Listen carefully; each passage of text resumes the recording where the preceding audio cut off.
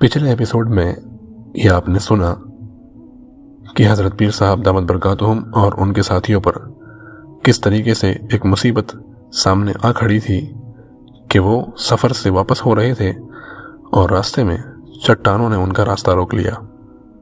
अब वहाँ से उस मुसीबत से वो कैसे बाहर निकले थे, अल्लाह तबारक व तआला ने उन हज़रात की कैसी मदद फरमाई, वो इंशाअल्लाह अब आप आगे सुनेंगे।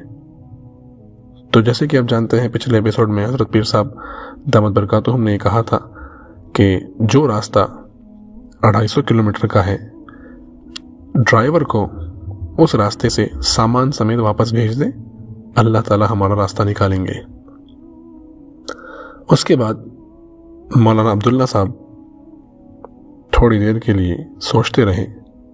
बिल आखिर ड्राइवर से कहने लगे कि जो कुछ हज़रत फरमाते हैं वही करो, इसमें खैर होगी। जब ड्राइवर चला गया तो हम खड़े कुदरत का तमाशा देख रहे कि पहाड़ी चट्टानें यूं पड़ी थी जैसे शीशे के टुकड़े पड़े होते हैं। तकरीबन 50 मीटर तक सड़क चट्टानों से पुर थी। फकीर ने मौलाना अब्दुल्ला से कहा कि चलें, हम इन चट्टानों से गुजर कर आगे निकलते हैं। मौलाना ने पूछा, कैसे? फकीर ने कहा कि जिनके आज़्म बुलंद हों और हौसले बड़े हों, चट्टानें उनका रास्ता नहीं रोका करती, वो चट्टानों पर पांव रख कर गुजर जाते हैं। ये कहकर फकीर ने चट्टानों पर चढ़ना शुरू कर दिया। मौलाना अब्दुल्ला और अबू उस्मान भी पीछे पीछे थे। मौलाना अब्दुल्ला अपनी दाहिनी तरफ के पहाड़ को देखते जा रहे थे।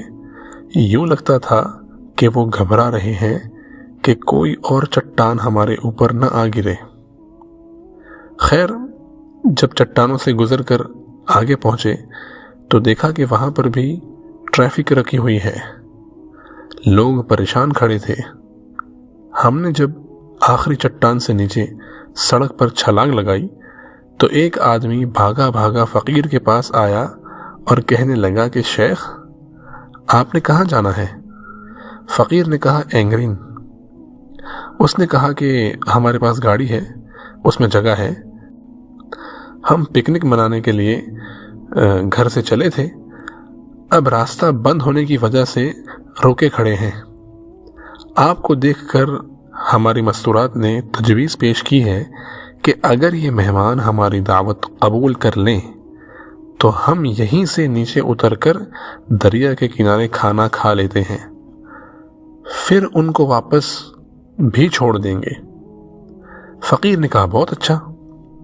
उस नौजवान ने यूं उछलकर खुशी का इजहार किया जैसे उसे मकसूद हासिल हो गया। औरतों ने खुशी खुशी सारा सामान निकाला, बच्चों ने छलांगे लगाई। हम फुकरा भी 70 फीट नीचे दरिया के किनारे पहुंच गए। औरतों ने खाना गर्म करने के लिए लकड़ियां इकट्ठी की, मर्दों ने दस्तरखान लगाया और हमने एक बड़ी चट्टान की ओट में जिक्र की महफिल जमाई। पानी की रवानी और परिंदों की हक हू की आवाज़ों ने अजीब सुरूर पैदा किया हुआ था। नमाज मगरिब पढ़ने के बाद खाना खाया गया। इतना लजीज खाना फ़कीर ने ज़िंदगी में बहुत कम खाया है। शायद खिलाने वालों के खुलूस ने इसमें लज्जत भर दी थी। खाने से फरागत पर मस्तूरात ने वाज़ व नसीहत का मुतालबा किया। अल्हम्दुलिल्लाह, थोड़ी देर तक नसीहत के बाद सब औरतें बैत हुईं, मर्दों ने भी बैत के ताल्लुक उस्तवार किया। वापसी पर बच्चे और औरतें एक गाड़ी में भर गए और दूसरी गाड़ी में हम सब मर्द बैठ गए। यूं 1 घंटे में हम मेज़बान के घर उतरे। मेज़बान के वालिद अपने इलाके के बड़े आलिम थे। उन्होंने फ़कीर को देखा तो लिपट गए और बड़ी देर तक सीने से लगाए रखा।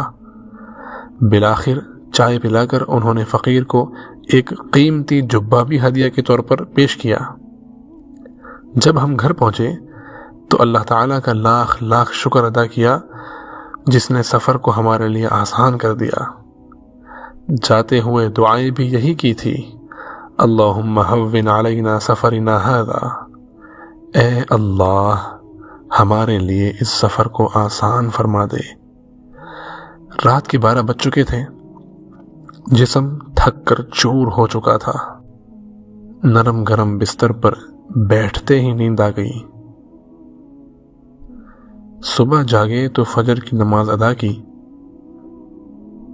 کھڑکی کھول کر دیکھا تو سامنے برف پوش پہاڑ کی سفید چوٹیاں مسکرا کر دیکھ رہی تھی اور سعی جبلان کی یاد دلا رہی تھی۔ سعی جبلان جس کا تذکرہ آگے گزر چکا ہے، جس میں حضرت پیر صاحب نے ذکر کی محفل جمائی تھی، تو یہاں یہ تھا وہ واقعہ کہ اللہ تبارک و تعالیٰ نے حضرت پیر صاحب کی کیسی مدد کی اور وہ واپس اس مصیبت سے کیسے باہر نکلے۔ انشاءاللہ اگلی ویڈیو میں، اگلے ایپیسوڈ میں اس پر تذکرہ ہوگا کہ رشیا میں جو اسلام پر عمل کرنا مسلمانوں کے لیے مشکل ہو گیا تھا اور وہاں پر جو ظلم اور بربریت کے حالات آئے، اس میں دشمن نے کیسے سازش کر کے کیسے فتنہ پھیلایا تھا، اس پر انشاءاللہ آپ کے سامنے باتیں رکھی جائیں گی۔ تو ضرور ان ویڈیوز کو آپ اپنے متعلقین میں، اپنے کانٹیکٹس میں ضرور اس کو شیئر کریں، زیادہ سے زیادہ لوگوں تک انشاءاللہ یہ باتیں پہنچے گی۔